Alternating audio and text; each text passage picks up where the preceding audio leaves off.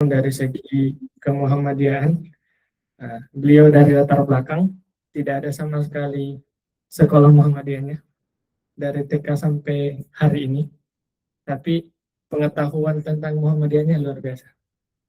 Nah, mungkin banyak di antara kita yang lahir mungkin dari rahim orang tua Muhammadiyah mungkin ada, nah, tapi tidak dari semua itu ingin mencari tahu apa itu Muhammadiyah.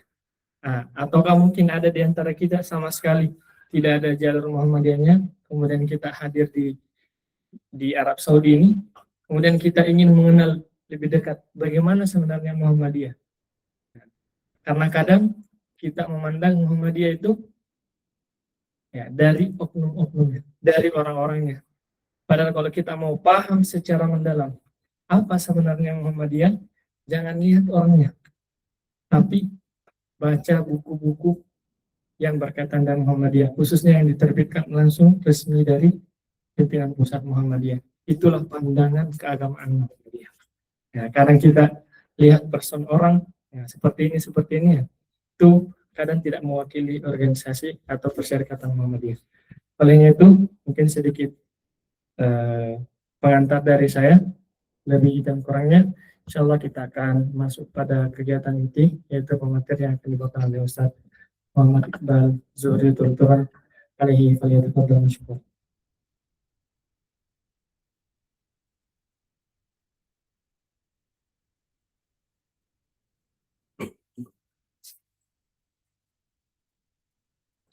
Bismillahirrahmanirrahim. Assalamualaikum warahmatullahi wabarakatuh. Alhamdulillah, alhamdulillahi ala ihsani wa syukru lahu ala taufiqi wa amtinani wa asyhadu an la ilaha illallah wahdahu la syarika la ta'ziman li sya'ni wa asyhadu anna Muhammadan abduhu wa rasuluhu adda'i ila ridwani wa sallallahu alaihi wa ala alihi wa sahbihi wa ikhwani. Ya, kami cek dulu suara kami di Google Meet terdengar ya. Kalau misalnya ada masalah atau ada sesuatu, misalnya ada gangguan atau ada eco-nya, nanti bisa dikabarkan. Gitu. Insya Allah nanti akan diatasi oleh panitia. Bismillahirrahmanirrahim. Ini ada PowerPoint, semua udah kelihatan ya. Ya, gimana kabarnya semuanya? Sehat? Ngantuk ya, Masya Allah. Ini baru hari pertama sebenarnya, ya kan? Ya, dan hari terakhir juga. Kalau kita itu di Indonesia mungkin untuk perkaderan semacam ini itu bisa memakan waktu minimal 3 hari 3 malam. 3 hari 3 malam itu sudah dengan masuk pendaftaran sampai keluarnya. Jadi masuk sampai keluarnya itu 3 hari 3 malam. Ya. Kemudian kalau untuk ininya berbeda ya. Ada yang bisa sampai sepekan, bahkan tahun 90-an itu bisa sampai 2 pekan. Jadi beda-beda gitu. Dan sekarang tanpa memperpanjang waktu, ini 9.50 sedangkan kami diberi kesempatan sampai jam 11. Ya, kita berharap semoga bisa kita menyesuaikan dengan waktu ini. Kita mungkin langsung masuk saja, Ustaz-Ustaz yang dimuliakan Allah Subhanahu wa taala, ke materi kita pada pagi hari ini waktu Arab Saudi. Dan ini materi pun juga yang dulu pernah kami dapatkan, slide-nya juga yang pernah kami dapatkan dahulu. Ini mungkin yang akan kita berbagi pada pagi hari ini. Yang pertama, di sini ada sosok yang tidak asing lagi. Siapa nama beliau? Mukanya dari sini, wajahnya.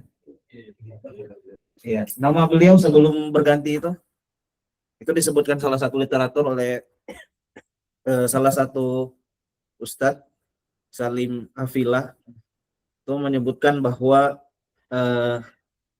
Imam Syekh An-Nawawi Al-Bantani yang mengganti nama beliau.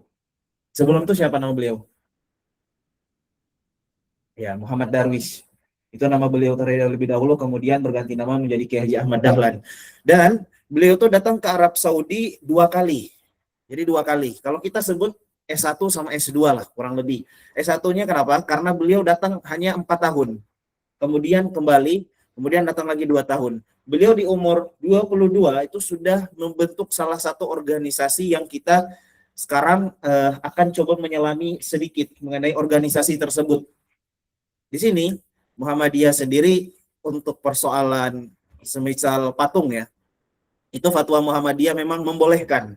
Walaupun kita ketahui bahwa banyak ulama yang tidak membolehkan persoalan patung itu. Banyak. Tapi termasuk Muhammadiyah itu berdalilkan dengan surah As-Saba ayat ke-13 bahwa yang namanya patung itu boleh.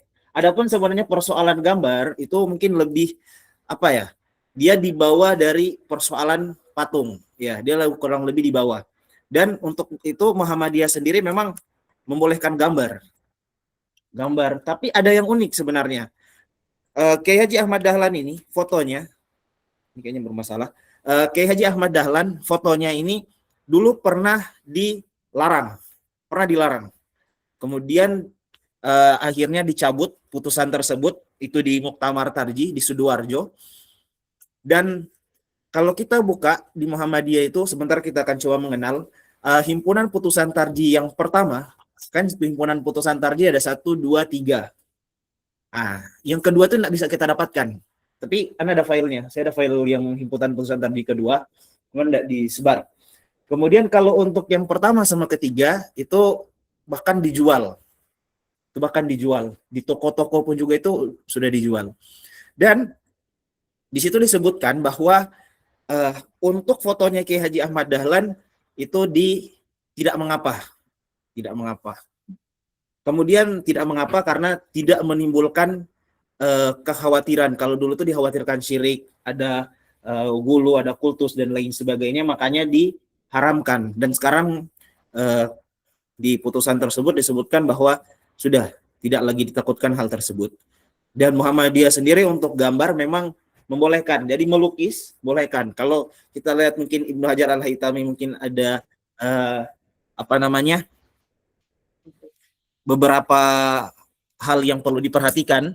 Semisal kalau kita lihat kan beberapa kartun-kartun itu dipotong lehernya dan lain sebagainya. Ya.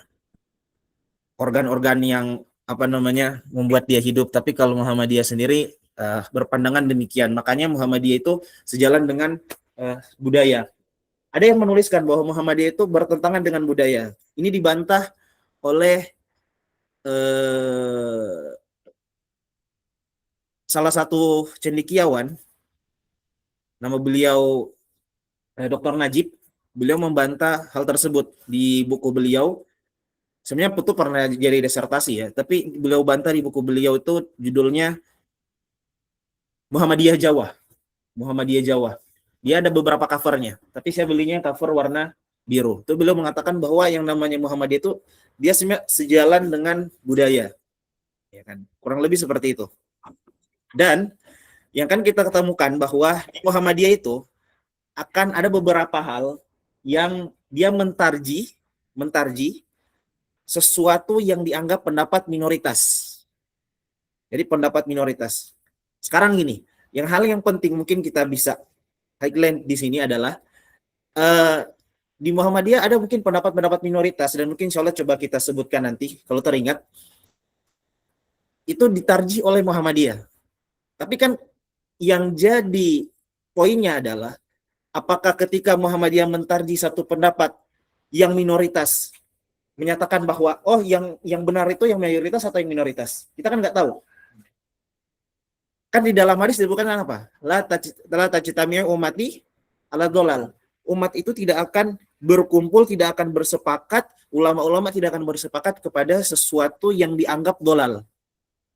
Dan ketika itu tidak sampai di skala ijma konsensus, berarti ruang untuk pendapat minoritas itu benar masih terbuka. Ini yang perlu kita garis bawahi. Jadi ketika Muhammadiyah itu kan karena ismahnya ada di umat.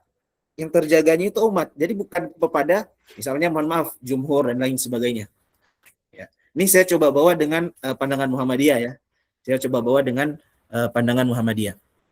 Berikutnya, di Muhammadiyah sendiri itu memang memiliki misi-misinya. Salah satu misi Muhammadiyah dan ini disebutkan juga di Ikatan Mahasiswa Muhammadiyah IMM, ada yang namanya trikompetensi. Tapi ada juga namanya trilogi, hampir sama sebenarnya trikompetensi dan trilogi. Dan 3 hal yang menjadi PR Muhammadiyah adalah pertama bidang keagamaan, religiusitas. Itu pertama, satu. Kemudian yang kedua, pendidikan, intelektualitas. Makanya Muhammadiyah kita lihat banyak sekolah-sekolahnya, banyak pondok pesantrennya, ya lumayan sih. Kemudian ada universitas, bahkan bukan hanya di Indonesia, tapi di luar negeri. Di Australia ada, lagi sementara pembangunan. Dan 2 tahun lalu itu kami dapat informasi bahwa mereka memang membutuhkan guru-guru. Jadi kalau misalnya ada yang bahasa Inggrisnya lancar dan lain sebagainya, ilmu agamanya mumpuni, mungkin bisa ke sana gitu. Bisa direkomendasikan dan lain sebagainya. Berikutnya, humanitasnya. Muhammadiyah itu bukan lagi gerakan yang namanya toleransi. Ada kalau toleransi kan orang bilang tuh ente minum kopi, anak teh lah misalnya, minum teh, kopi gitu. Tapi di Muhammadiyah itu ada namanya filantropi. Gerakan filantropi itu lebih daripada gerakan toleransi. Filantropi itu sudah tidak ada sekat antara oh ini Islam, ini non Muslim. Jadi misalnya ketika ada bencana alam, Muhammadiyah nggak tanya lagi, ada ininya nggak, apa namanya, agamanya agama apa gitu, kan nggak itu. Ini yang lain sebagainya, pendidikan misalnya, salah satu di wilayah timur atau banyak wilayah timur itu kebanyakannya non Muslim. Ditanya dulu Muslim atau bukan, baru bisa masuk atau tidak gitu di Muhammadiyah. Itu kan yang Muhammadiyah ingin buka. Makanya Muhammadiyah itu ada namanya gerakan kosmopolitan. Kosmopolitan itu kan gerakan yang berbasis apa namanya ibu kota. Kenapa? Karena Muhammadiyah di 1 abad, Muhammadiyah 1 abadnya tahun berapa? 2012. Kan 1912 kan berdiri. 2012, 18 November. Itu menyatakan bahwa gerakan internasionalisasi. Makanya memang perlu ada beberapa hal perubahan-perubahan. Dan di tangan Kiai Haji Ahmad Dahlan, itu, di tangan Kiai Haji Ahmad Dahlan, yang namanya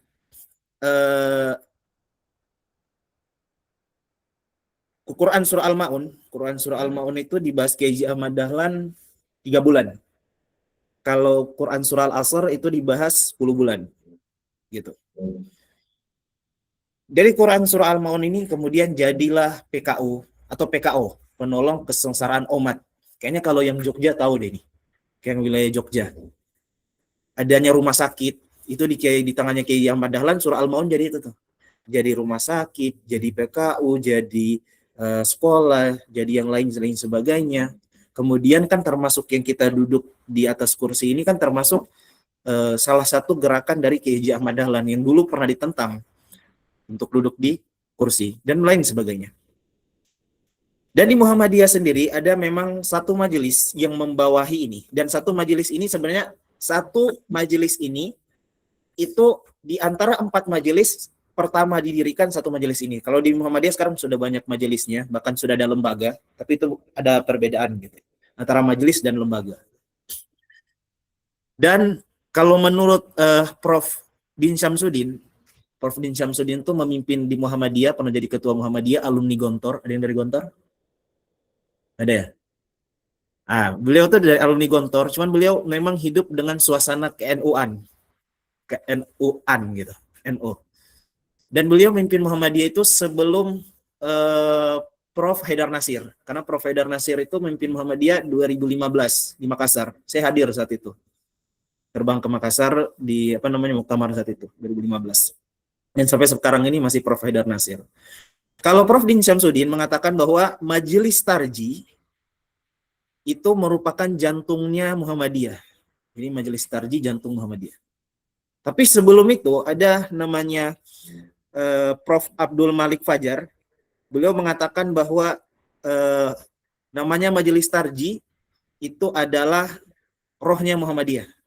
Jadi kalau namanya kan ngapain ya dinamakan Muhammadiyah, pengikut Nabi Muhammad tapi nggak ada unsur keagamaannya. Makanya Majelis Tarji itu penting. Kalau kita di Arab Saudi ada Majelis Tarji dan Tajdid. Cuman tahun ini udah digabung dengan Majelis Tablik. Makanya kami sendiri mengetahui Majelis Tarji, Tajdid dan Tablik gitu. Ada Ustadz Habib juga di situ. Ini yang menarik adalah Malik Fajar. Prof. Malik Fajar ini dulu beliau beranggapan yang namanya rokok itu boleh. Terus ada Buya Syafi'i Ma'arif. Buya Syafi'i Ma'arif rahimahullah, beliau tidak merokok, dia tidak boleh. Makanya tadi Muhammadiyah itu ada lelucon, kalau misalnya yang merokok berarti mazhab Maliki gitu. Itu Abdul Malik Fajar. Kalau yang ngerokok, yang nggak ngerokok itu mazhab Syafi'i. Buya Syafi'i Ma'arif. Ya, beliau tuh Masya Allah gitu. Zuhud beliau, luar biasa. Dan Majelis Tarji sendiri, itu dulu memang ada namanya Lajnah Tarji, ada Majelis Tarji. Itu pernah kami bahas di YouTube PCIM. Ala kulihal, Majelis Tarji ini pada tahun 1995 itu namanya Majelis Tarji dan Pengembangan Pemikiran Islam. Kok Majelis Tarji dan Pengembangan Pemikiran Islam? Karena Majelis Tarji ini sudah ternyata bukan lagi menjawab persoalan fikih. Kan tarji kan lebih lebih condong kan ya persoalan-persoalan fikih kan. Sudah bukan lagi, makanya disebut dengan pengembangan pemikiran Islam. Karena kenapa? Sudah meluas dan insya Allah kita akan lihat pandangan Muhammadiyah tentang definisi tarji itu sendiri. Kemudian di tahun 2005 baru dirubah Majelis Tarji dan Tajdid. Nah, tajdid di sini ini bisa bermain fikih, bisa bermain di sini juga bidang akidah dan lain sebagainya. Karena tajdid di Muhammadiyah itu tajdid ya bisa kita artikan dengan pembaharuan. Namun di Muhammadiyah itu tajdid itu ada dua sayap. Kalau kita gambarkan ada yang burung tuh roja, khauf, mahabbah gitu kan. Kalau di Muhammadiyah itu tajdid itu ada dua sayapnya. Dua sayapnya itu purifikasi dan dinamisasi. Jadi purifikasi itu di bidang akidah, dinamisasi itu di bidang muamalah. Purifikasi berarti kan mencoba untuk memurnikan, memfilter dan lain sebagainya. Dan Majelis Tarji ini didirikan pada masa periode Kiai Haji Ibrahim. Kiai Haji Ibrahim ini murid langsungnya Kiai Haji Ahmad Dahlan. Dan kebiasaan Kiai Haji Ibrahim ini itu beliau suka pakai jubah. Gitu. Dan memang sekarang kan kita temukan beberapa Muhammadiyah itu anti jubah gitu. Kalau pakai jubah kayak ini bukan Muhammadiyah gitu. Saya bahkan pernah ditanya salah satu imam masjid Masjid Agung ya. Ya, Masjid Agung. Masjid Agung itu beliau kesempatannya ini nggak masalah gitu pakai jubah lain sebagainya karena belum tahu saya anak Muhammadiyah gitu. Saya khawatir bapak anak mempermasalahkan, belum Mbak, abian aja beli jubah gitu. Berikutnya ini di zamannya Kiai Haji Ibrahim. Dan saat itu yang mengetuai menahkodai Majelis Tarji adalah Kiai Haji Mas Mansur. Nanti Kiai Haji Mas Mansur ini jadi ketua Muhammadiyah keempat setelah Kiai Haji Hashim atau Hisham? Ya, Hisham. Dan itu pada tahun pertama kali memang didirikan tahun 1927. Jadi pada tahun 1927 itu pertama kali didirikan Majelis Tarji. Berarti kan 1927 tahun depan berarti 1 abad Majelis Tarji. Tanya lagi ini menyongsong 1 abad. Jadi kalau lihat di channel Tarjihmu channel itu biasanya tulis 1 abad Tarji. Cara menyambut. Kalau di sini kita lihat Imam Ar-Razi yang wafat tahun 606 Hijriah, beliau mengatakan bahwa yang namanya tarji itu menguatkan salah satu dalil atas yang lain sehingga diketahui mana yang kuat, lalu diamalkan yang lebih kuat dan ditinggalkan yang dianggap kurang kuat. Itu kurang lebih. Dan ini sesuai dengan ta'rif atau pengertian mainstream yang kita ketahui, memang yang namanya tarji kurang lebih demikian. Dan dahulu pun pula Muhammadiyah menganggap bahwa yang namanya tarji itu demikian. Jadi kalau ada yang chat di ini dikabarkan. Dulu juga Muhammadiyah itu berpanggapan demikian. Tapi kan nanti akan terjadi perluasan. Dan sebenarnya dari definisinya Imam Ar-Razi ini itu ada dua pokok sebenarnya. Yang salah satunya bahwa memang yang tarjih ini kan perbuatannya siapa? Perbuatannya mujtahid. Beda dengan kias. Walaupun kias, nanti kias ada yang bilang, oh enggak, kias itu perbuatannya mujtahid, bukan nasnya, enggak, tapi perbuatan mujtahid. Tapi yang kita pilih bahwa yang namanya kias itu yaitu memang nasnya begitu. Adapun tarjih itu memang perbuatannya mujtahid. Perbuatannya mujtahid. Dan objeknya ya pasti dalil gitu. Atau dalil-dalil yang mungkin sesuatu yang kita anggap bertentangan. Misalnya nih, Ibnu Qudamah. Imam Ibnu Qudamah sebutkan di dalam Al-Mughni. Ada riwayat dari Imam Ahmad. Orang yang kalau dia mau bersafar siang hari, boleh nggak puasa atau enggak? Gitu kan. Boleh berbuka atau dia lanjut puasa. Gitu. Itu kan nanti ditarjih sama Imam Ibnu Qudamah. Kurang lebih seperti itu. Riwayat dari Imam Ahmad. Dan ada yang menarik sebenarnya. Riwayat dari Imam Ahmad ini banyak. Kalau kita buka-buka mungkin buku fikih, itu banyak sekali sebenarnya riwayat dari Imam Ahmad. Oh, Imam Ahmad meriwayatkan ini. Itu kalau kata dosen kami itu karena waraknya Imam Ahmad. Ya kan? Dan berbicara mengenai itu, saya teringat dengan definisi yang disebutkan oleh Ibnu Taimiyah, kemudian dinukil oleh Ibnul Qayyim, bahwa yang warok itu kan kita meninggalkan sesuatu karena dikhawatirnya itu doror kita di akhirat kelak. Kalau zuhud kan yang tidak bermanfaat. Kurang lebih seperti itu. Berikutnya, untuk perbedaan ulama, itu kan perbedaan ulama kita sudah ketahui, sudah dari lama. Bahkan dari zaman sahabat pun juga kan ada perbedaan itu terjadi di zaman sahabat. Dan kalaupun ulama, ya salah satu buku yang bagus tuh Raf'ul Malam Anil A'immati A'lam. Itu juga buku yang bagus. Berikutnya, slide ini disebutkan juga di Manhaj Tarjih, itu karyanya Prof. Syamsul Anwar yang nantinya ditanfizkan. Ini beliau sebutkan di Manhaj Tarjih di buku beliau yang nantinya ditanfizkan bahwa ini Al-Barzanji mengatakan perbuatan mujtahid mendahulukan salah satu dari dua jalan yang memiliki keunggulan lebih yang dapat diterima dan yang menjadikan lebih utama atau diamalkan dari yang lain. Berikutnya Muhammadiyah. Nah, di sini pengertian tarjih Muhammadiyah. Saya dalam lingkungan Muhammadiyah, tarjih diartikan sebagai setiap aktivitas intelektual untuk merespon permasalahan sosial dan kemanusiaan dari sudut pandang agama Islam. Jadi bukan hanya mentarjih antara, oh ini pendapat ini mana yang rojih. Enggak. Tetapi aktivitas mereka itu masuk di aktivitas tarjih Muhammadiyah. Dan itu saya pernah baca tahun 2019, nggak sengaja sebenarnya, dapat satu skripsi. Beliau membahas tentang ini, kok Muhammadiyah menamakan dengan majelis tarjih. Cuman saya beranggapan kayaknya yang buat skripsi itu tuh belum pernah baca sampai di sini gitu. Pandangan Muhammadiyah mengenai hal tersebut. Bahwa tarjih di Muhammadiyah itu luas. Bukan hanya persoalan hal tersebut.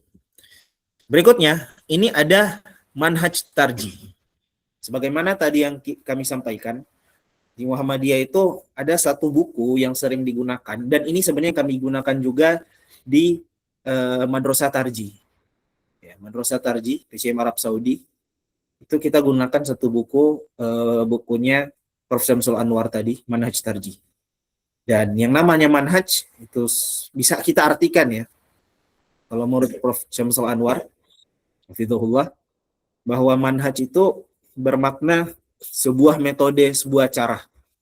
Jadi bagaimana cara Muhammadiyah itu mentarjih.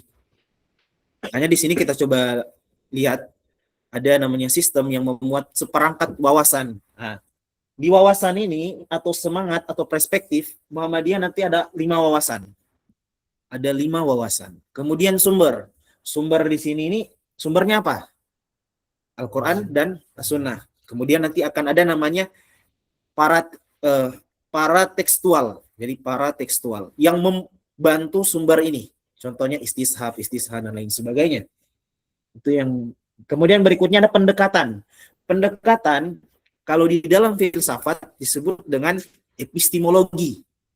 Epistemologi itu apa ya? Sebuah nilai-nilai cabang dari filsafat yang membahas tentang sebuah nilai-nilai, dan nanti kita akan lihat bahwa ada namanya bayani, burhani, dan irfani. Dan yang berikutnya prosedur metode teknis. Nah, ini yang kita nggak akan bahas pada hari ini, prosedur metode teknis, karena ini butuh waktu, kemudian ada hal-hal yang lainnya yang perlu kita lihat kalau untuk persoalan tersebut. Dan untuk mentarji itu ada di dalam filsafat Jerman ada namanya Das Sollen dan Das Sein. Jadi kalau namanya Das Sollen itu filsafat Jerman ya.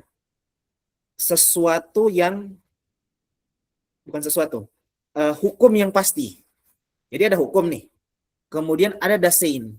Das Sein itu keadaan di tempat tersebut. Jadi misalnya hukumnya, hukum babi apa? Haram. Ijma enggak? Ijma. Ya, salah satu buku ijma yang bagus itu buku Ibnu Munzir. Beliau menuliskan Al-Ijma namanya. Dan yaudah, tapi kalau misalnya darurat nggak ada yang lain gini-gini keadaan seperti yang kita ketahui, boleh nggak makan babi? Boleh. Di situ baru masuk dasein. Jadi dasolennya nggak boleh. Daseinnya tapi keadaannya begini, gimana? Bisa nggak berubah hukumnya dan lain sebagainya? Itu yang perlu diperhatikan. Dan ini sebenarnya yang kita harus garis bawahi, kenapa Muhammadiyah bisa berganti fatwanya dari ini ke sini? Kenapa dari sini ke sini? Dari sini ke sini? Karena kenapa? Muhammadiyah selalu mengatakan menyesuaikan dengan zaman dan keadaan. Dan salah satu ada kaidah memang yang terkenal di Muhammadiyah. Ya udah, namanya hukum itu, tagoyur hukum itu sesuai dengan tagoyur zaman. Kurang lebih seperti itu. Ini kita lihat di slide berikutnya. Apa lagi nih? Ini sejarah Majelis Tarji. Tahun 1927 di Kongres Muhammadiyah, Pekalongan, itu diusulkan untuk membuat suatu majelis tarji, ya kan. Sebenarnya ada berkas yang lain, berkas Muhammadiyah menyebutkan intinya kita maunya itu ada majelis namanya majelis tasyri. Majelis tasyri. Tapi akhirnya dipilihlah yaudah tarji aja gitu. Dan berikutnya nanti ada yang kedua tuh 1928 Muhammadiyah membentuk majelis tarji pertama dan susunan lengkap pengurus dan kaidah. Kaidah yang terakhir itu ada memang kaidah. Kalau sekarang itu namanya aturan. Terakhir itu yang dikeluarkan aturan dari Majelis Tarji itu tahun 2015. Kalau kaidah seingat anak itu terakhir itu 1975. Itu kaidah tarji. Itu mengatur lah kurang lebih. Kemudian berikutnya sejak tahun 1928 hingga 1995 majelis ini dinamakan Majelis Tarji. Sebagaimana tadi yang kami sampaikan, 1995 kemudian sampai 2005 ganti nama, 2005 sampai sekarang pun juga namanya demikian. Dan sebenarnya berganti nama di Muhammadiyah ini adalah hal yang biasa. Termasuk yang Ikatan Pelajar Muhammadiyah, di Muhammadiyah itu kan ada organisasi otonom. Itu Ikatan Pelajar Muhammadiyah, pernah namanya IPM. Dia berdiri 18 Juli 1961. Ya, 18 Juli 1961. Dulunya IPM, kemudian berganti nama IRM di masa Orde Baru. Karena ya situasi pada saat itu Ikatan Remaja Muhammadiyah agar yang tidak sekolah pun juga bisa masuk, kemudian berganti nama jadi IPM. Jadi di Muhammadiyah itu namanya berganti nama itu udah biasa sebenarnya. Bukan sesuatu hal yang harus ada, karena memang eksistensinya bagaimana. Kecuali memang nama Muhammadiyah itu enggak bisa berganti. Dan karena saya menyinggung Muhammadiyah, kemudian lihat juga taplak meja Muhammadiyah. Ada yang tahu nggak logo Muhammadiyah itu dari mana? Suara Muhammadiyah, majalah Suara Muhammadiyah 2 tahun 2010 itu pernah menyatakan bahwa ini katanya itu dari anak keduanya Kiai Ahmad Dahlan. Lagi gambar terus muncul ini. Ya tahu gimana gitu. Itu di Suara Muhammadiyah dinukil. Tapi yang menariknya sebenarnya Muhammadiyah itu kalau ngelihat taplak meja yang di online nggak bisa lihat karena cuma di offline itu, coba lihat ada 12 kan, itu kan ada 12 tuh. Nah nanti di situ muncul 12 tafsir, 12 langkah Muhammadiyah, 12. Coba searching aja itu ada pasti. Oke, kita masuk lagi ke materinya. Slide yang ke-6 ini mengenai pemikiran dalam Muhammadiyah. Yang pertama, Muhammadiyah itu ada namanya wacana. Oke, kita pegang dulu wacana. Bisa dibaca di sini wacana. Ini misalnya ada pendapat di Muhammadiyah, salah satu tokoh. Itu masih masuk di wacana. Misalnya gini, ada namanya halako. Jadi di pimpinan pusat tarji itu ada namanya halako tarji. Ya bisa setiap pekan, 2 pekan sekali, 3 pekan, 1 bulan gitu, membahas satu isu. Misalnya saya mengusulkan satu isu, itu namanya wacana. Tarafnya itu wacana. Jadi ini taraf yang sangat penting nih di Tarji Muhammadiyah. Pertama wacana. Kemudian berikutnya, yang kedua ada namanya fatwa. Fatwa ialah suatu ijtihad hukum dari majelis tarji atas suatu permasalahan yang ada. Contoh ialah jawaban yang ada di buku tanya jawab agama.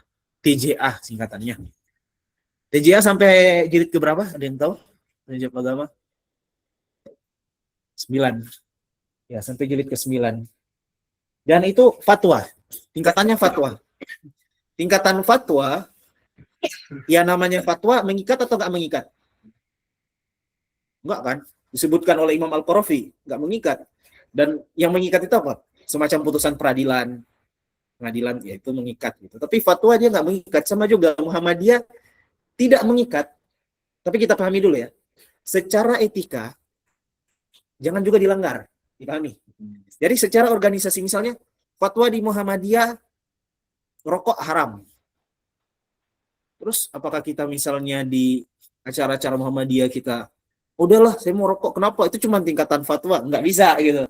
Oh itu tingkatan fatwa, karena dia udah belajar mengenai manhaj tarjih Muhammadiyah, itu tingkatan kedua di Muhammadiyah, nggak secara etika nggak bagus. Secara etika dia fatwa itu perlu untuk kita ikuti. Kemudian dan berbicara mengenai rokok ini ada hal yang menarik. Rokok itu 3 fase di Muhammadiyah. Pernah dibolehkan, kemudian dimakruhkan 2010 ke atas baru diharamkan. Tapi persoalan rokok ini memang persoalan yang luar biasa. Kenapa? Karena kita tahu Indonesia itu banyak yang merokok kan. Kita bukan mengatakan bahwa yang tidak setuju itu adalah orang-orang yang tidak setuju kepada rokok dan lain sebagainya, yang perokok, tapi mungkin mereka punya pandangan tersendiri. Ala kulli hal, rokok ini memang perdebatan yang besar dulu di Muhammadiyah. Sampai sekarang Muhammadiyah mengharamkan. Kalau MUI haram nggak? Iya, makruh. Enggak, sebenarnya kalau dibaca lagi ditafsir tuh. Singkatan ada 5 poin. Jadi tafsir. Kayak nggak boleh itu apa? Ibu hamil. Itu haram tuh. Itu termasuk itu. Di MUI di tafsir. Tapi kalau di Muhammadiyah haram. Ya, di Muhammadiyah haram. Tiba-tiba ada yang bilang, misalnya, gimana Ustaz Habib? Yai, Imam Al-Baijuri membolehkan gitu. Dan lain sebagainya gitu. Tapi intinya Muhammadiyah bilang itu haram. Kemudian berikutnya, ada kripto. Kripto dulu Muhammadiyah bilang apa? Haram. Dulu Muhammadiyah bilang haram mutlak. Panas ya? Ya. Muhammadiyah dulu bilang haram mutlak. Kemudian berikutnya nanti diganti oleh fatwa tersebut kemarin barusan belum lama ini keluar. Kripto boleh atau enggak? Tergantung. Ya, tergantung. Kalau misalnya untuk investasi boleh.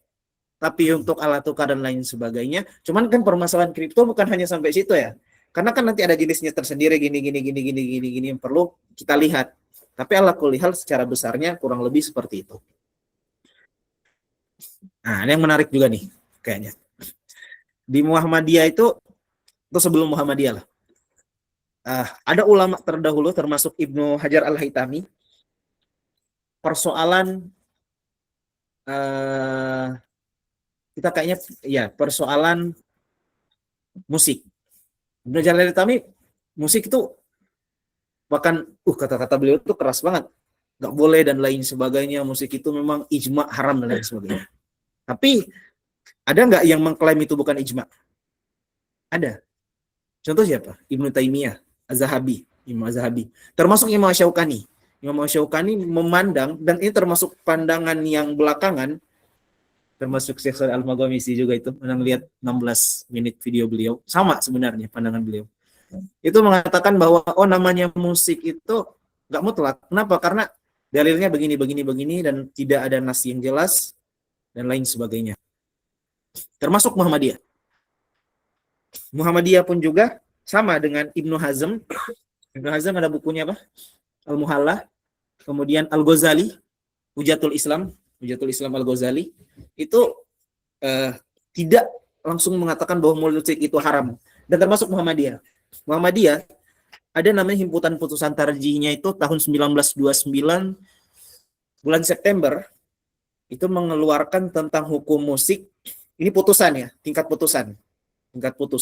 Ini bisa dibaca, putusan berarti memang sesuatu hal yang sudah sampai di tahap atas. Saya bukan mau mengatakan itu kitab suci, tapi pokoknya paling atas lah. Ya, paling atas. Jadi paling atas. Dan Muhammadiyah itu membagi. Ada sunnah, di nuskho yang lama itu ada jaiz, boleh. Kemudian makruhnya itu dibagi dua. Jadi kalau ditakutkan fitnah sama tidak ditakutkan fitnah, jaiz sama makruh. Kemudian nanti ada haram. Haram tuh ya pasti kayak ya pasti kalau misalnya isinya, ya kalau isinya kita bukan bahas isinya, kita bahas alatnya. Makanya di Muhammadiyah itu disebut dengan alatul lahwi. Himpunan putusan tarjih alatul lahwi, bukan isinya. Kalau isinya memang mengandung sesuatu yang tidak bagus, ya enggak. Tapi masuk ke konteks tersebut. Dan di himpunan putusan tarjih jilid 1 cetakan 2014 itu juga disebutkan bahwa Muhammadiyah merinci. Yang pertama sunnah, ini lebih sedikit lagi daripada yang tahun 1929. Sunnah, yang kedua makruh, yang ketiga haram. Jadi musik itu sunnah, makruh, haram. Dan di situ disebutkan misalnya litasji'il junudi, untuk perang, untuk sesuatu kebaikan, untuk misalnya ada acara muktamar, musyawarah musyabis, musyawarah cabang dan lain sebagainya. Kemudian pasang misalnya isinya aman, kontennya aman, tapi ada musiknya. Muhammadiyah mengatakan apa? Itu sunnah. Tetapi kalau misalnya melakukan hal tersebut, tapi nggak tahu, ya nggak jelas. Misalnya dia main gitar, tapi nggak jelas gitu, dan lain sebagainya. Ini jatuhnya di makruh. Karena nggak jelas, bukan untuk menyemangati dan lain sebagainya. Dan termasuk sebenarnya banyak teman-teman kita di Muhammadiyah itu terjatuh di situ. Itu makruh. Dan apakah ini makruh, kita nggak usah, ya nggak apa-apa lakukan? Kan nggak gitu. Malah kan ketika makruh itu kebanyakan dilakukan, iman kita jadi turun. Ya enggak? Iya kan? Ya ini enggak haram, tapi makruh, tapi membuat iman kita turun. Hal tersebut. Dan termasuk persoalan musik juga ini di internal Muhammadiyah, saya sempat speak up lalu ke Majelis Tarjih Pusat. Ini kayaknya ini perlu gini. Maksudnya saya tahu di Muhammadiyah dibolehkan mengenai musik tersebut, tapi kan ada batasan-batasannya. Nah, saya bilang tuh jaga gitu, karena termasuk di Muhammadiyah mungkin beberapa oknum yang nggak belajar dan lain sebagainya, ya kurang lebih seperti itu. Tapi ala kulli hal, Muhammadiyah tidak mengharamkan secara mutlak. Sekali lagi Muhammadiyah menuliskan situ al-hukmu yaduru ma'a illatihi. Yaudah, sesuai dengan hukumnya. Jadi nggak mutlak. Dan Muhammadiyah pun juga tentang, kita kalau ngeliat nih orang Muhammadiyah ada yang isbal nggak? Ada banyak. Tapi di Muhammadiyah isbal itu boleh atau enggak? Tergantung. Ibnu Taimiyah membolehkan nggak? Membolehkan. Ibnu Taimiyah rahimahullah. Kemudian, tapi kalau pendapat resmi kayak misalnya mazhab Hambali kita di sini di Arab Saudi, pendapat resminya isbal apa? Makruh. Dia jatuh ke makruh. Kecuali karena gini, mereka berdalilkan termasuk di Muhammadiyah sendiri, itu kan mengenai isbal itu disebutkan kan khuyala, khuyala, khuyala, sombong, sombong, sombong. Ketika sudah ditakkid demikian berarti bermakna kalau ada kesombongan baru haram. Gitu. Dan Muhammadiyah memilih pendapat ini. Makanya kalau ngelihat Muhammadiyah ada yang ini di fatwanya mengenai ini kalau ada yang isbal karena Muhammadiyah memilih hal tersebut. Gitu. Tapi kembali lagi ini persoalan ijtihad. Persoalan ijtihad. Baik. Di sini disebutkan pun pula putusan kan yang paling tertinggi. Putusan itu yang paling tertinggi. Ada yang menarik sekarang. Di putusan Muhammadiyah, yang tadi saya sebutkan 2014 ya, cetakannya himpunan putusan tarji itu cetakan 2014 Februari, kemudian ada juga fatwa Muhammadiyah 12 Februari mengenai sholat jenazah.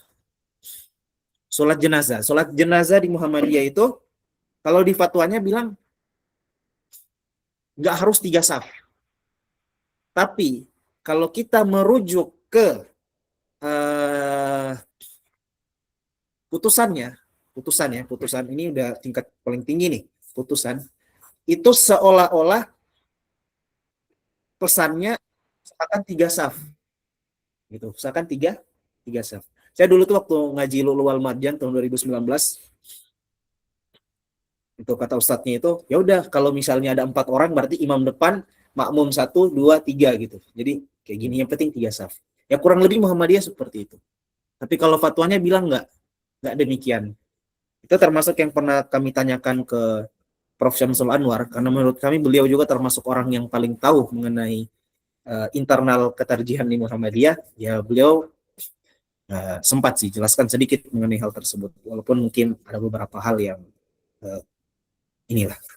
Dan yang berikutnya, jadi pertanyaan kita, apakah putusan Muhammadiyah itu, putusannya, bersifat final atau enggak?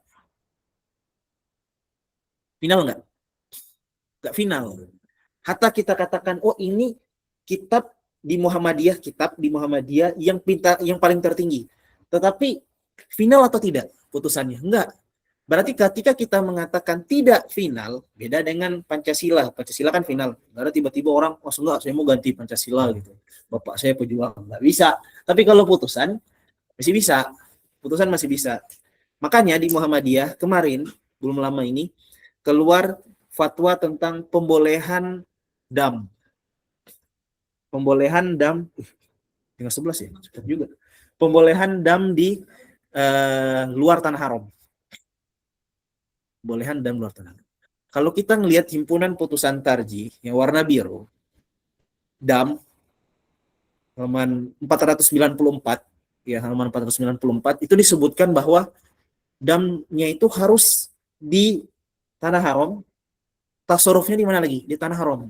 Dan itu tegas bahwa juga di Quran surah Al-Baqarah, kemudian surah Al-Hajj, kemudian hadis Jabir juga yang terkenal dalilnya. Tapi nanti kemarin di fatwa yang keluar itu membolehkan untuk kita sembelih di luar tanah haram, tasarruf di luar tanah haram. Berarti bisa disembelih di Indonesia enggak? Bisa. Tasarrufnya di Indonesia bisa enggak? Bisa. Gitu. Karena dikhawatirkan adalah isu lingkungan misalnya. Itu yang diangkat kemarin itu. Kalau lihat di fatwanya Muhammadiyah itu isu lingkungan. Kemudian khawatirnya gas metana. Kan gas metana itu salah satunya dari perut hewan ternak. Itu gas metana. Jadi perut hewan ternak.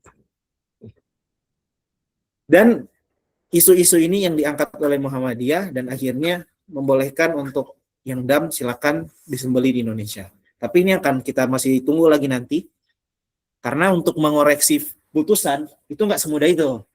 Ini mengkoreksi putusan ini. Fatwa Muhammadiyah membolehkan dam di luar, dam yang haji tamattu ya, yang saya bicara ini, dam haji tamattu di luar tanah haram, tasarruf di luar tanah haram, tetapi mengkoreksi putusan ini itu butuh waktu.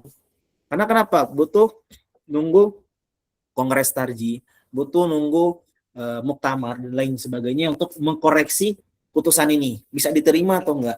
Kalau putusan diterima, berarti putusan ini mengikat semuanya. Dari mana? Dari mulai ranting sampai pimpinan pusat secara organisasi mengikat. Jadi secara dari ranting sampai di keputusan dini itu mengikat dia. Karena kenapa? Karena sudah jadi putusan. Ya, kita percepat sedikit. Oke. Ini perspektif Tarji. Ini bisa dibaca. Yang tadi kami sebutkan ada 5, insya Allah. Ini menjadi suatu kekhasan tersendiri terhadap produk-produk Tarji yang berhasil dihasilkan oleh Majelis Tarji Muhammadiyah. Sekarang kita coba lihat apa-apa hal tersebut. Oke, yang pertama itu ada namanya wawasan keagamaan, tajdid, toleransi, keterbukaan, dan wawasan tidak berafiliasi kepada mazhab tertentu.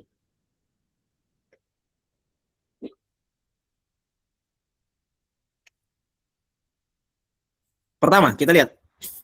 Di sini ada wawasan agama. Pertama, wawasan agama dulu, paham agama. Secara singkat, ini wawasan yang menekankan suatu pemahaman apa sebenarnya agama itu menurut Muhammadiyah. Karena memang definisi itu penting nggak? Oh, penting banget. Gitu. Belajar mantik aja kalau definisi berbeda, ya berbeda terus gitu. Jadi definisi itu suatu hal yang penting. Kalau di Indonesia itu biasanya yang paling ini apa? Spidol apa gitu. Ya karena memang kalau definisi berbeda akan banyak perbedaan. Muhammadiyah memandang agama tidak hanya dalam tataran normatif ibadah, namun mencakup yang lain. Kalau di Muhammadiyah itu disebutkan ad-dinu huwa ma syara'allahu 'ala lisani anbiya'ihi minal awamiri wan nawahi wal irsyadati li sholahil ibad dunyahum wa ukhrahum. Jadi agama itu adalah apa yang Allah Subhanahu wa taala titipkan, risalahkan kepada nabinya, kepada utusannya, rasulnya untuk perintah dan larangan. Perintah dan larangan. Nah, untuk memperbaiki zaman tersebut, dunia mereka dan akhirat mereka. Ya, karena memang perintah dan larangan.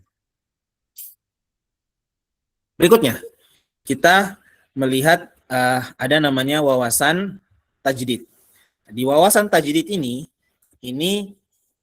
sebagaimana tadi yang kita sebutkan, bahwa dia ada 2 sayap, ada purifikasi, bidang ibadah mahdhah, akidah, ada yang namanya dinamisasi, itu bidang muamalat duniawi, itu memang perlu untuk namanya dinamisasi.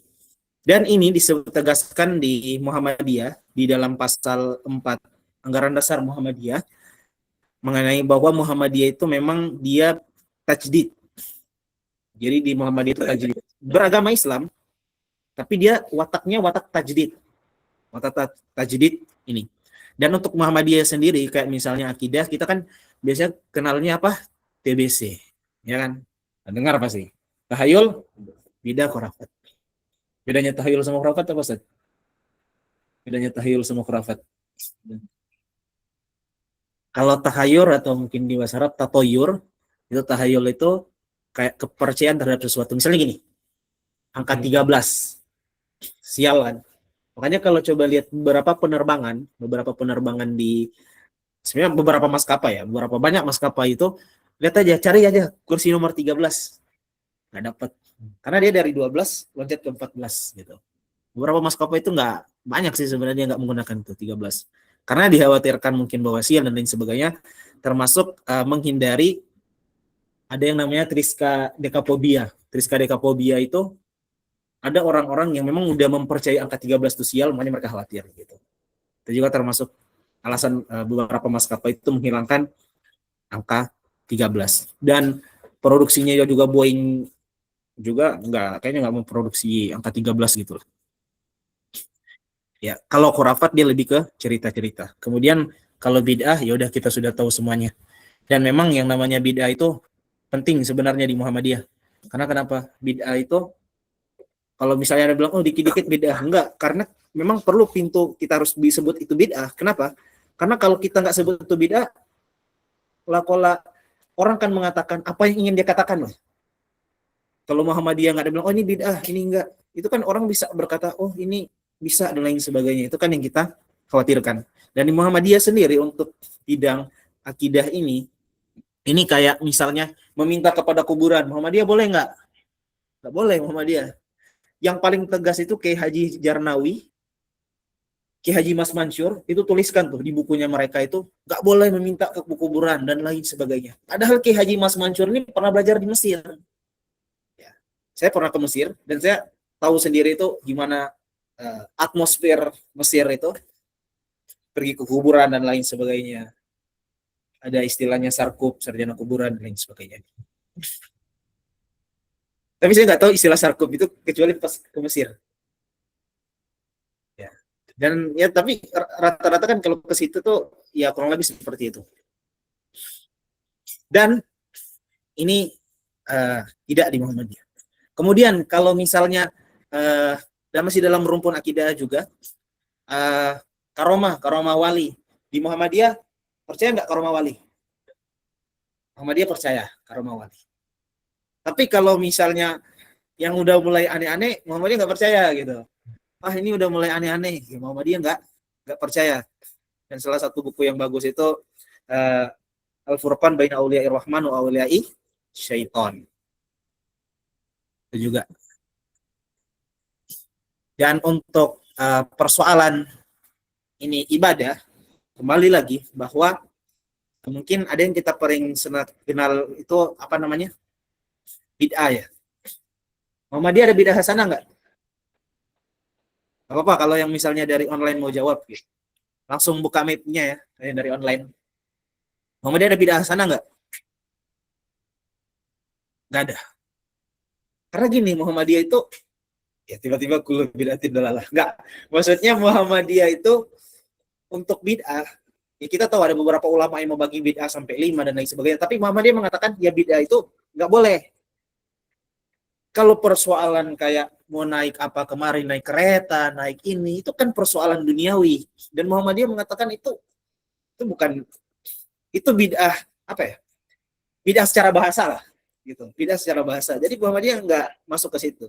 Tapi untuk bid'ah-bid'ah yang lain, Muhammadiyah memang masih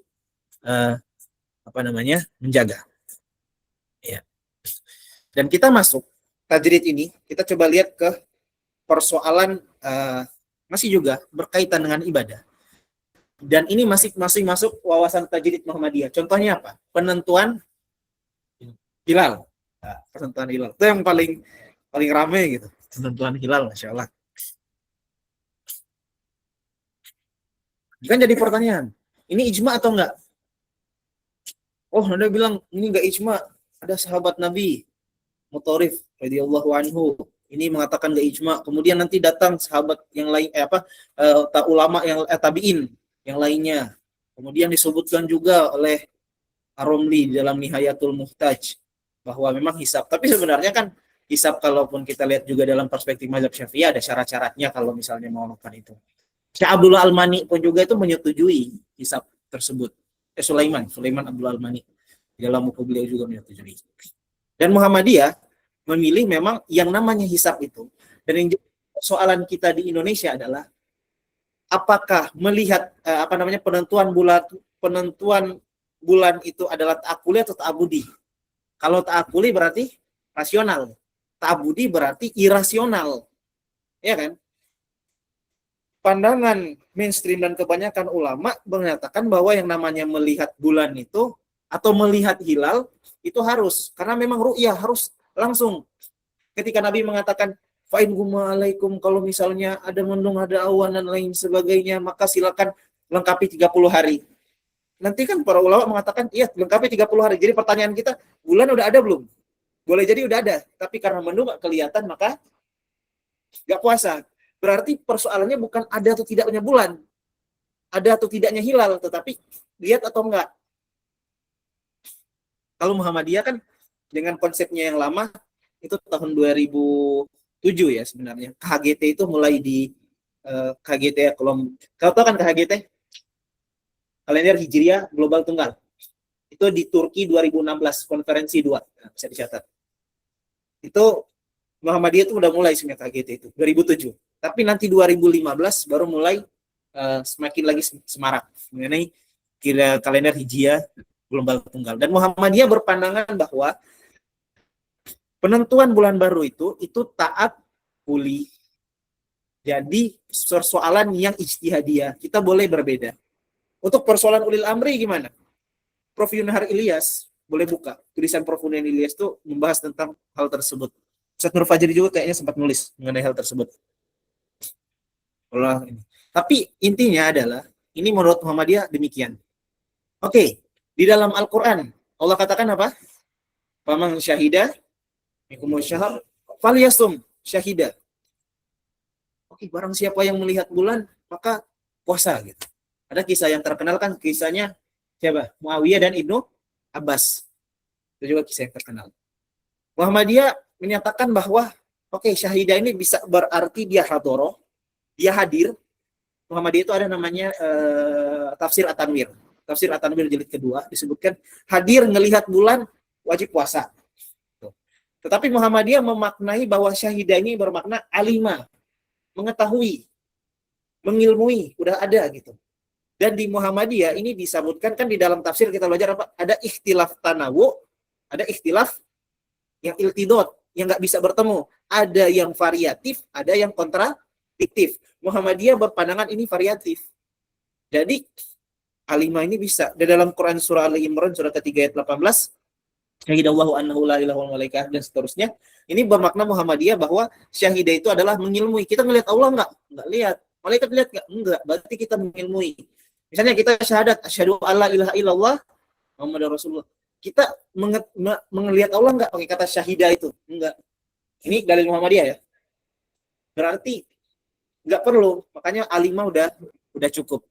Kemudian ada dalilnya Muhammadiyah yang lain mengenai hisab ini, asyamsu wal qamaru bi husban, kemudian qadarahu manazila li ta'lamu adada sinina wal hisab dan seterusnya. Berikutnya kita lihat wawasan toleransi. Oh, 43 ya, Masya Allah. Siap, Ustaz. Kita percepat wawasan toleransi. Ya, di Muhammadiyah memang ini bisa kita baca bahwa mulai dari merundingkan sampai kepada menetapkan tidak ada sifat perlawanan, yakni menentang atas menyatukan dan lain sebagainya. Jadi Muhammadiyah memang dia toleransi.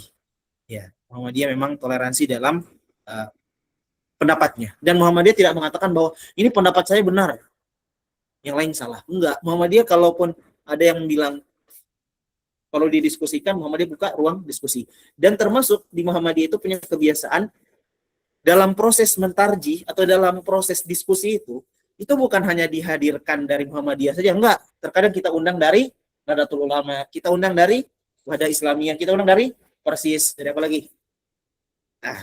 Jangan sebut satu, enggak masalah. Masalahnya ada yang rekam lagi. Kemarin baru viral. Berikutnya kita lihat ke wawasan keterbukaan. Jadi Muhammadiyah itu terbuka. Termasuk tadi yang kita sebutkan bahwa himpunan putusan tarji itu bukan final, dan ini ditegaskan oleh MT Arifin di dalam bukunya Potret Muhammadiyah yang Berubah.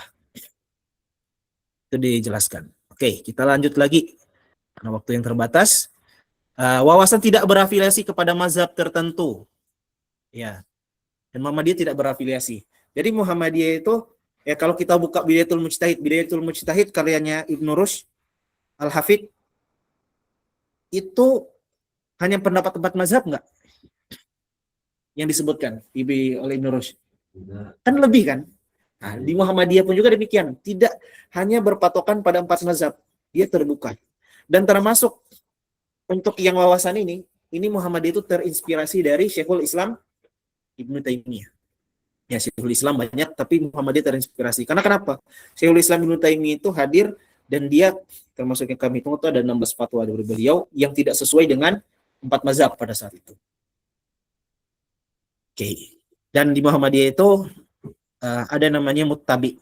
Kalau usul fiqh kan kita belajar, Muhammadiyah manusia itu terbagi jadi mujtahid, nanti bertingkat-tingkat, muqallid bertingkat-tingkat. Kalau Muhammadiyah karena spirit Quran dan sunnahnya kuat, berarti ada namanya muttabi. Ya. Dan teman-teman juga yang lainnya juga kurang lebih seperti itu. Oke, berikutnya ada sumber-sumber ajaran agama Islam berbasis tarji Muhammadiyah. Yang pertama, Muhammadiyah itu kembali lagi kita katakan bahwa aruju ilal Quran wa sunnah. Dan Muhammadiyah itu memang dia ada spiritnya kembali kepada Quran dan sunnah. Di putusan tarji tahun 2000 itu disebutkan bahwa memang Muhammadiyah itu ajarannya adalah sumber Al-Quran dan Sunnah. Nah, itu dulu Muhammadiyah pernah mengatakan Sunnah itu namanya adalah Sunnah Sohihah. Tapi kan kalau ketika disebutkan Sunnah Sohihah, tapi diralat Muhammadiyah, jadi Sunnah Makbulah. Kalau Makbulah berarti ada yang mardudah. Kalau yang Sohihah itu dikhawatirkan nanti ada yang datang, oh enggak, kalau Sohih berarti ada yang namanya doif. Ya kan? Kalau Sohih kan yang kita ketahui, sebagaimana disebutkan di Baikunia Ustaz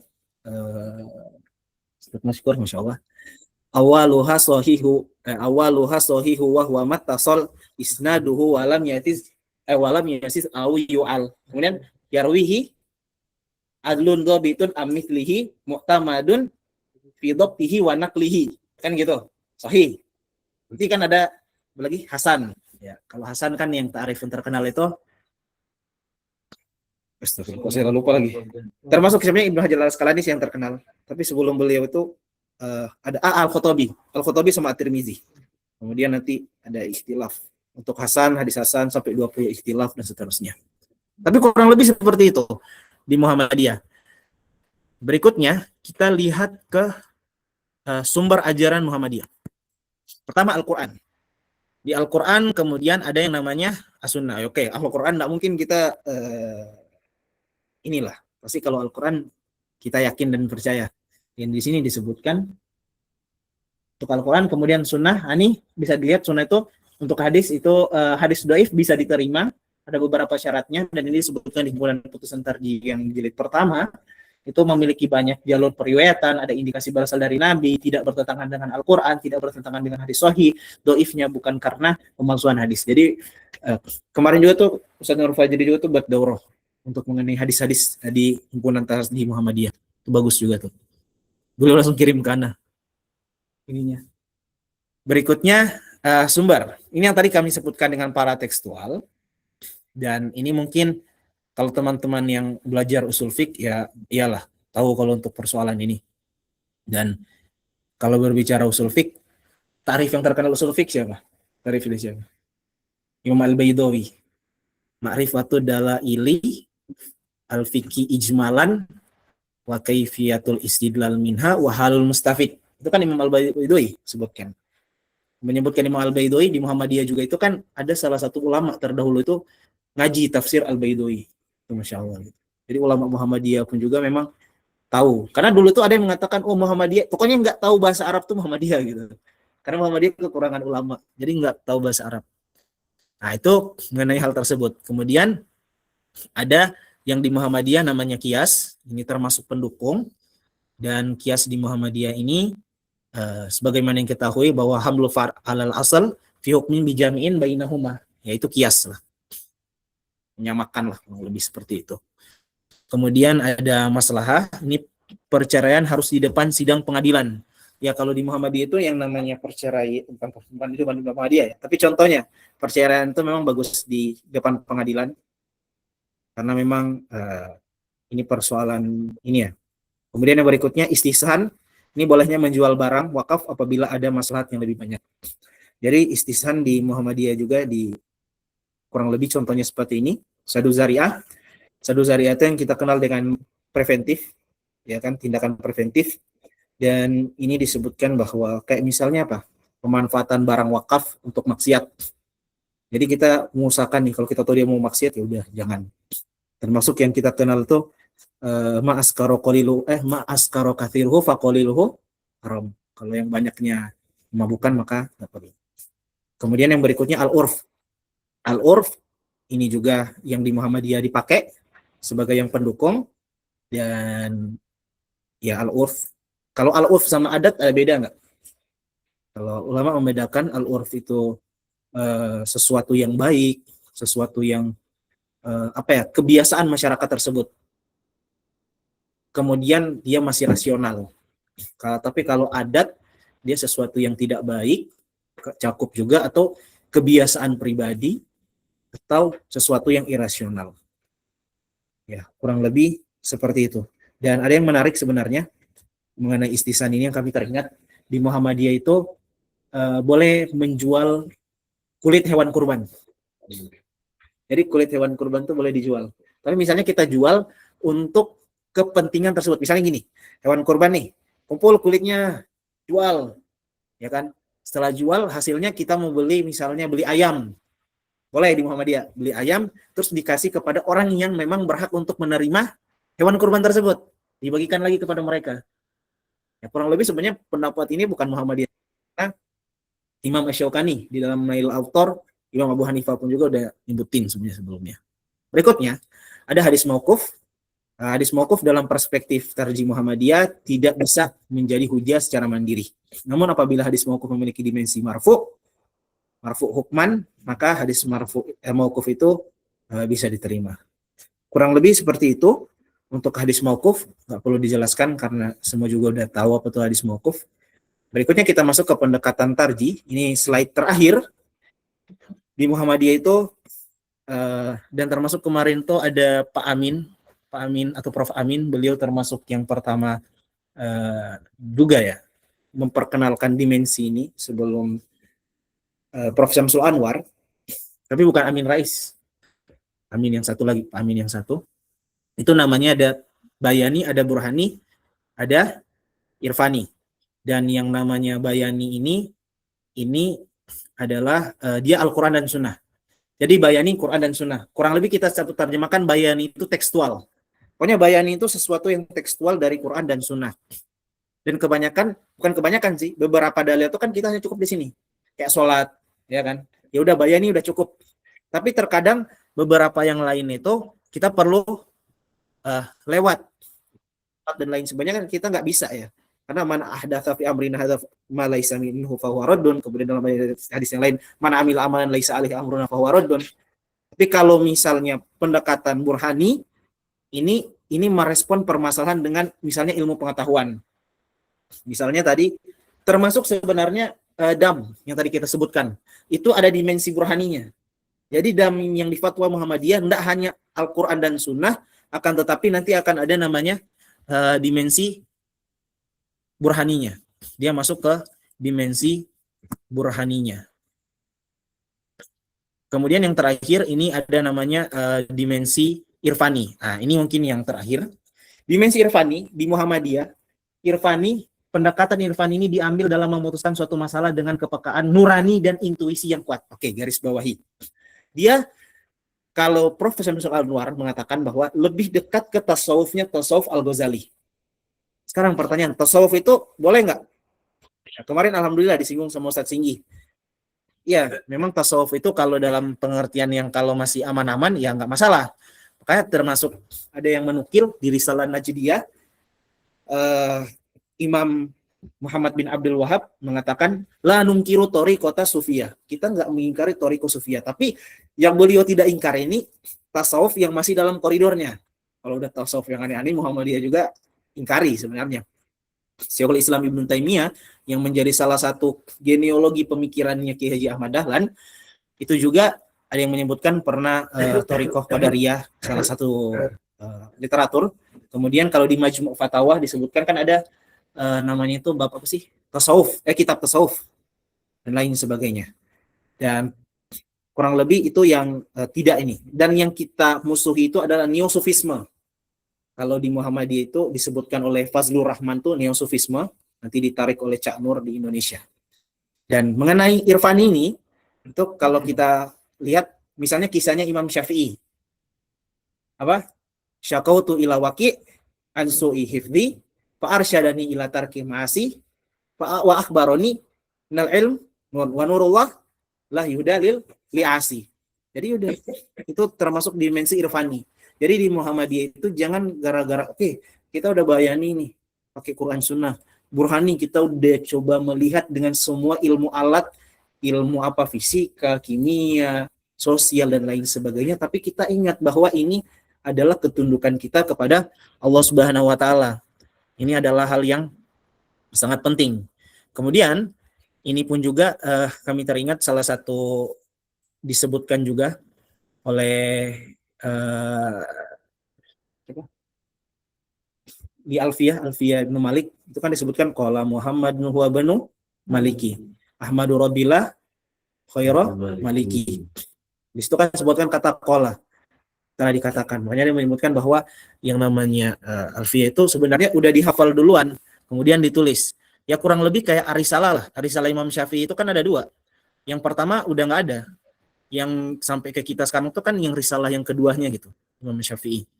Dan di situ yang ingin kami ambil bahwa dari kisah itu, kalau kita lihat di Alfiyah itu ada berapa bait? 1002 bait. Ya enggak? 1002. Tapi cuman 1000 bait. Gitu. Nah, 1002 bait ini ada salah satu riwayat menyebutkan bahwa ini sebenarnya karena ketika beliau menuliskan taktadiri dombi goiri suhti fa'iqatan alfiyah tabini mu'ti. Ini alfiyahnya saya ini lebih baik daripada alfiyah Ibnu Mu'ti. Kemudian nanti beliau katanya bermimpi, ketika bermimpi kemudian bangun, dan ternyata mungkin gara-gara kesombongan beliau, dan termasuk juga ada yang menyatakan bahwa ketika beliau menulis Alfiyah itu beliau lupa terhadap tulisan beliau, mungkin gara-gara karena ada sombong tersebut. Makanya kalau kita lihat ada tambahan mengenai apa namanya di bait tersebut itu ada beberapa tambahannya, dan dua tambahan itu, dua baitnya itu mengenai pujian kepada Ibnu Mu'ti. Wa huwa bisa bikin haizun tafdila mustaujibun thana iyal jamila wallahu yakdi bi hibatin wa firahli walahu fi darajatil akhirah.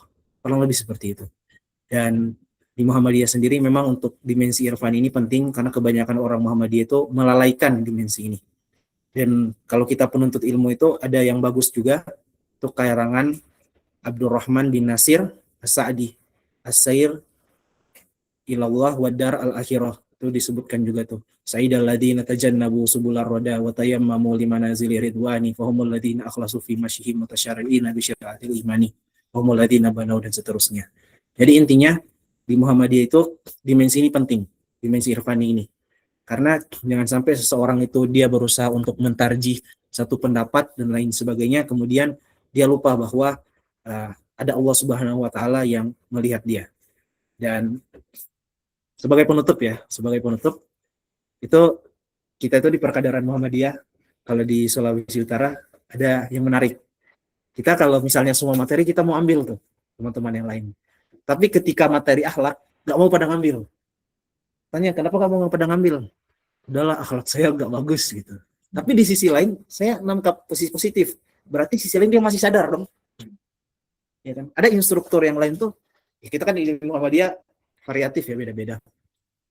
Oh pokoknya akidah dia mau masuk dia, walaupun serusak akidahnya masuk, benar masuk, udah belum ajib juga. Tapi di sisi yang lain tuh ada keunikan ketika masalah akhlak, materi akhlak dia nggak mau masuk. Dari situ baru anak mulai ketika materi akhlak udah mulai nolak. Karena kenapa? Senior aja mulai nolak nih materi akhlak. Karena khawatir tidak bisa mencerminkan apa yang ini. Kalau akidah kan bisa dicerminkan langsung ya. Kalau misalnya ibadah langsung bisa dicerminkan ya. Udah kalau dia nggak sholat gitu. Tapi kalau mengenai akhlak tuh kayak kelihatan langsung di lingkungannya secara ini, baik akhlak terhadap diri, keluarga dan lain sebagainya. Dan ini mungkin yang akan menjadi PR kita semuanya. Dan mungkin hanya sampai sekian. Alhamdulillahirabbil alamin. Sesuai dengan waktunya. Sebenarnya jujur masih mau ingin ada tanya jawab, tapi ternyata jam 11, tapi kita serahkan ke moderator.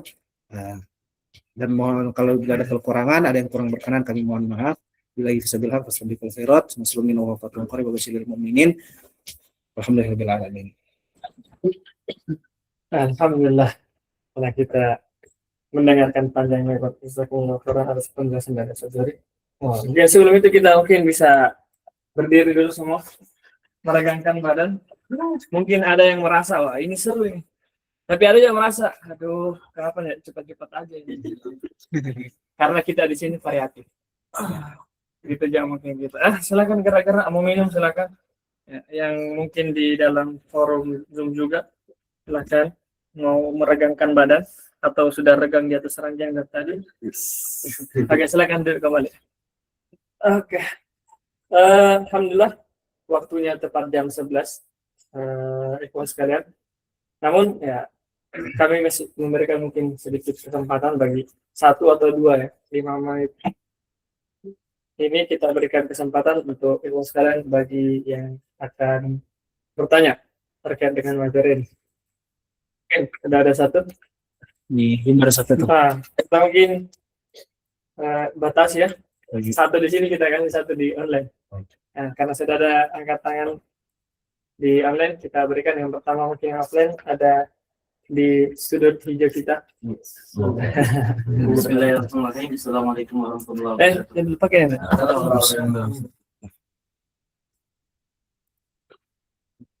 Padahal, Ustaz.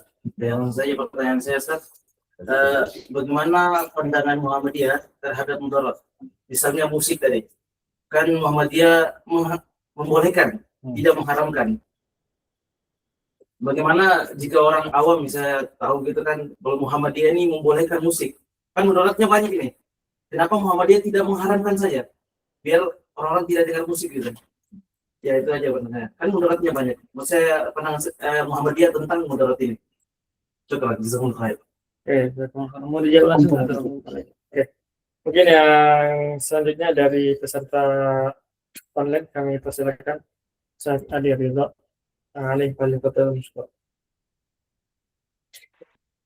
Bismillahirrahmanirrahim. Assalamualaikum warahmatullahi wabarakatuh.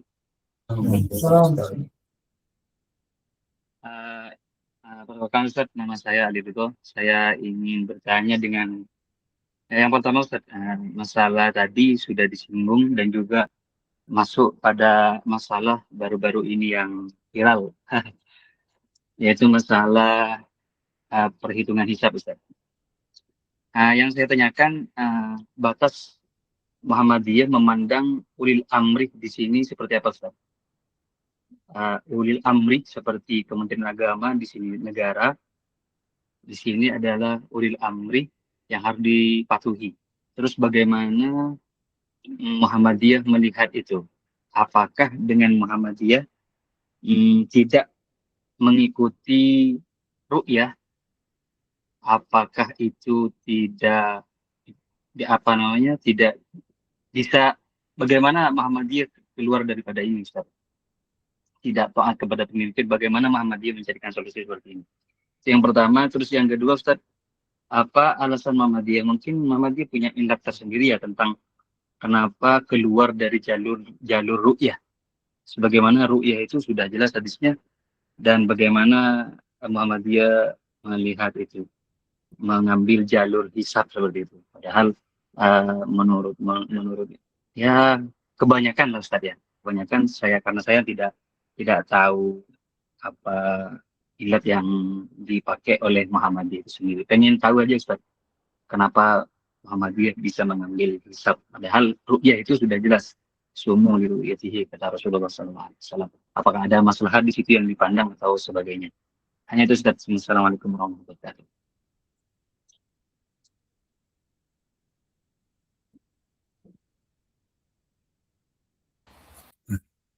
Sebelumnya yang bertanya tadi dari mana? Dari untuk mana Ustaz?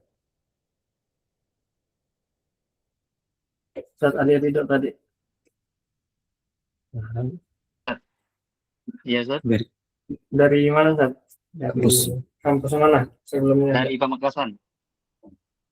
Oh, Pamekasan. Asalnya kampusnya di Arab Saudi. Di Madinah ya. Oh, di Madinah. Oke. Apa? Itu kan sudah sedikit perkenalan tadi sebelum bertanya. Oke, mungkin langsung akan dia boleh materi kita pada kesempatan.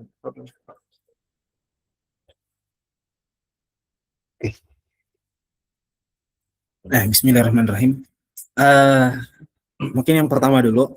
Yang pertama tadi itu Muhammadiyah membolehkan kan. Jadi gini, di dalam hukum kita tanda kutip ya perlu jujur, gitu. Ketika Muhammadiyah membolehkan, dan kita harus bedakan gini, hukum dan sifat hukum, hukum dan sikap kita terhadap hukum itu satu. Kalau di hukumnya sedemikian, sikapnya gimana?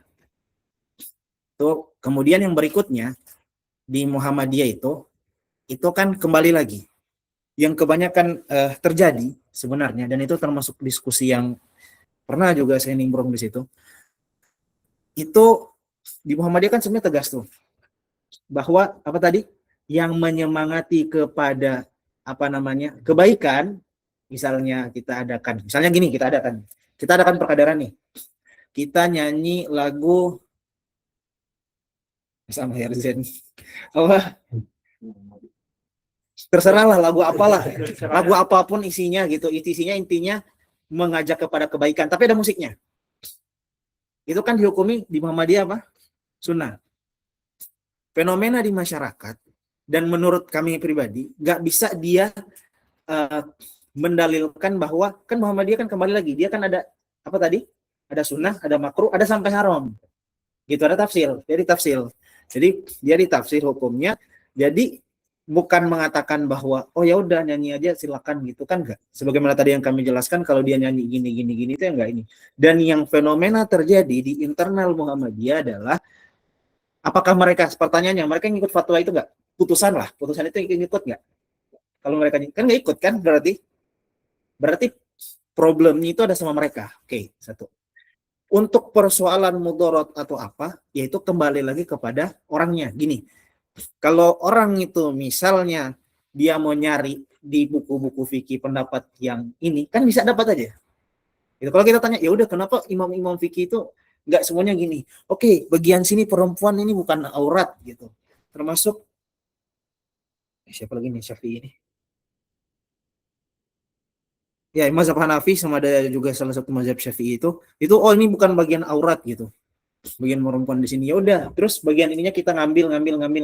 Makanya di salah satu ada di wilayah Eropa Tengah itu mereka mencoba perempuannya berpakaian mazhab Hanafi seminimal mungkin, sampai mungkin udah keluar sih sebenarnya dari jalur-jalur yang ditetapkan di dalam. Atau walaupun bukan muktamad di mazhab, mereka ngambil gitu. Jadi kembali lagi kepada mereka itu. Kemudian Muhammadiyah sendiri membolehkan dan tidak menutup itu, karena kembali lagi ini di Muhammadiyah itu permasalahan apa ya? Bukan juga umumul balwa sih, tapi sudah hal yang lumrah lah di masyarakat. Di Muhammadiyah, hal yang lumrah di masyarakat.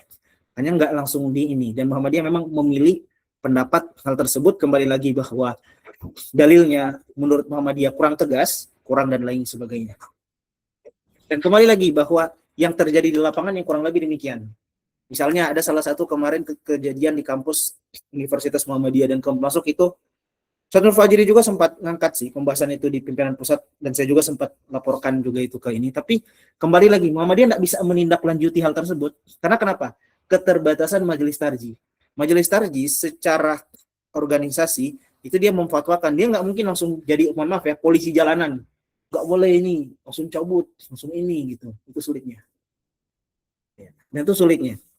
Dan adapun itu Muhammadiyah sebenarnya udah menimbang-nimbang, tapi dan ini juga sebenarnya salah satu impact ya, karena Muhammadiyah itu dia berpandangan progresif. Itu progresif kan? Dia berkemajuan, dan progresif juga itu kalau di dunia barat konotasinya agak negatif sebenarnya, arahnya negatif. Itu mungkin satu.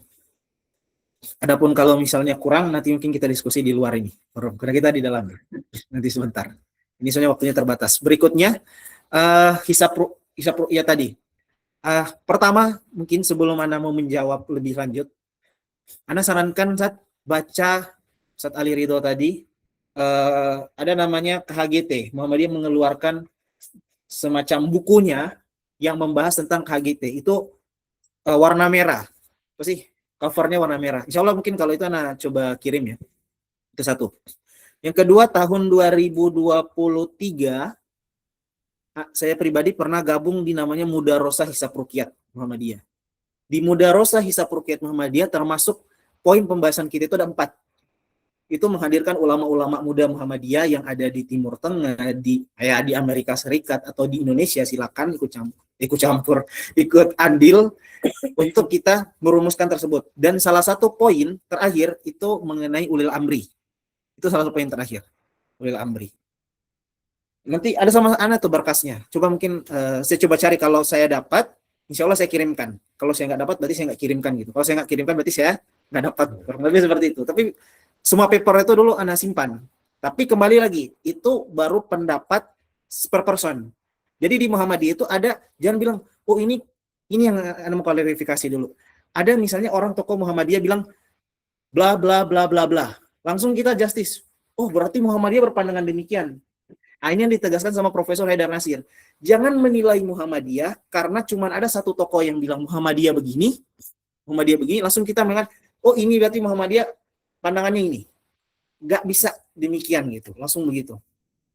Kemudian yang berikutnya, baca coba di tulisannya mengenai ulil amri, kan tadi udah 2 ya disebutkan tadi. Yang ketiga di tulisannya Prof. Yunhar Ilyas membahas tentang ulil amri. Dan kembali lagi di dalam Al-Quran kan disebutkan atiullah wa atiur rasul wa ulil amri minkum. Ini dulu jadi hal yang menarik. Kok ulil amri nggak pakai taat gitu kan? Ya kan? Kan atiullah atiur rasul. Nah, makanya di situ dibuka dimensi bahwa oke, nggak pakai taat berarti standarnya ulil amri ditaati itu ini pendapat lain. Anda pokoknya nggak menyebutkan satu kelompok, tapi pokoknya Anda menyebutkan pandangan di dalam situ. Oh ya udah, berarti ulil amri ditaati ketika masih dalam kerangka Allah dan Rasulnya. Tapi kalau sudah keluar dari kerangka Allah dan Rasulnya, kita nggak ini. Oke, Muhammadiyah sendiri itu punya rincian terhadap ulil amri, Zat. Jadi Muhammadiyah sendiri punya rincian terhadap ulil amri.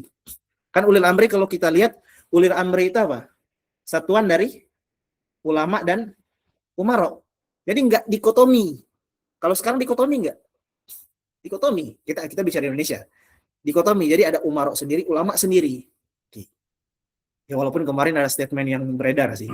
Nah juga baru dapat statement itu. Kurang lebih seperti itu.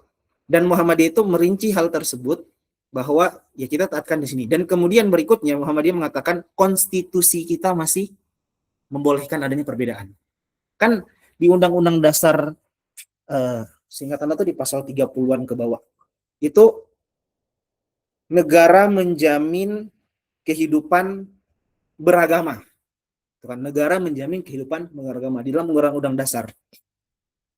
Itu ada babnya sendiri itu tentang agama. Jadi memang di Indonesia sendiri masih membuka ruang tersebut. Karena ruang-ruang tersebut masih dibuka, makanya Muhammadiyah memilih untuk ya udah kita ke hisab saja. Nah, mungkin hanya itu, Ustaz. Adapun mungkin untuk diskusi yang lain nanti saja gitu kan. Mungkin di diskusi tertutup. Enggak, maksudnya khawatir ada ini. Tapi insya Allah mungkin kurang lebih Muhammadiyah seperti itu. Jadi bisa dilihat tadi yang ini. Atau yang keempat lagi kami sebutkan. Ada tulisannya Ustaz Nur Fajri Ramadan mengenai ulil amri. Jadi ada 4 itu. Ya kurang lebih seperti itu. Mohon maaf bila ada yang kurang berkenan. Dan kembali lagi nih, ruang diskusi kita sama-sama juga menuntut ilmu. Jadi sama-sama mungkin kita membuka ruang diskusi ini. Tapi kalau misalnya ada yang kurang berkenan atau apa, bisa sampaikan kepada kami di Majelis Tarjih. Misalnya nih dari teman-teman bilang kita nggak sesuai. Dari teman-teman nih, kita nggak mau Muhammadiyah ngambil ini putusan. Walaupun sebenarnya KHGT itu sudah sampai di tingkat putusan. Tapi misalnya ada yang nggak sesuai, ya udah kita buka nih PCM Arab Saudi. Saya sendiri sebagai ketua majelisnya. Silakan teman-teman untuk mungkin buat tulisan, nanti kita bisa diskusikan. Nanti mungkin saya coba diskusikan gitu kan. Karena kenapa? Kembali lagi, Muhammadiyah itu bersifat terbuka yang tadi kita sudah bahas. Jadi kalau ada yang kurang berkenan, saran saya sih jangan pakai lisan, tapi pakai tulisan. Ini tulisannya gini, kesimpulannya ini dan lain sebagainya, kemudian nanti di ini. Tapi kembali lagi kami katakan bahwa semua yang putusan Muhammadiyah itu sudah lewat pembahasan-pembahasannya. Gitu. Kembali lagi. Kayak tadi DAM pun juga tadi yang agak lain, tapi itu udah kembali pembahasannya. Dan kayak DAM itu dibahas dari tahun 2002, diputuskan 2026. Butuh waktu lama nggak? Ya, jadi sampai ada yang lain itu memang butuh waktu yang lama. Dan begitu juga dengan hisab ru'yat. Bahkan sampai yang kemarin itu 2023, Muhammadiyah masih mengumpulkan ulama-ulamanya untuk coba kita bahas lagi hisab ru'yat ini. Gitu. Insya Allah nanti mungkin Anda coba cek. Kami serahkan ke moderator. Oke, jazakumullah khairan atas jawaban dari pengajar kita kesempatan kali ini. Ya kalau mungkin kami berharap dari jawaban-jawaban beliau itu bisa menjawab dari beberapa pertanyaan dari teman-teman sekalian. Tapi mungkin ketika ada kekurangan, insya Allah saya akan kita jadi luar forum ini. Sebelumnya kami ucapkan jazakumullah khairan atas kesempatan materi kita pada kesempatan ini, juga kepada teman-teman sekalian peserta yang hadir baik itu dalam kondisi offline maupun online, kami ucapkan jazakumullah. Semoga ilmu ini bermanfaat. Mari kita sama-sama sebagai sama-sama penuntut ilmu, sama-sama kita belajar. Bagi teman-teman yang sudah berada dalam lingkungan Muhammadiyah, mari kita mendalami. Ketika kita mendalami, kita mendapatkan sebuah kekeliruan, ya mari kita perbaiki sama-sama.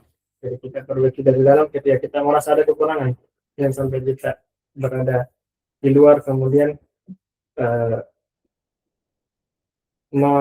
membuat hal-hal yang kurang mengenakan. Itu mungkin ketika kita merasa ada sesuatu yang kurang, mari kita sama-sama perbaiki selama. Lalu saya Iqbal Zuhair. Jazakumullah khairan. Assalamualaikum warahmatullahi wabarakatuh. Bagi teman-teman sekalian,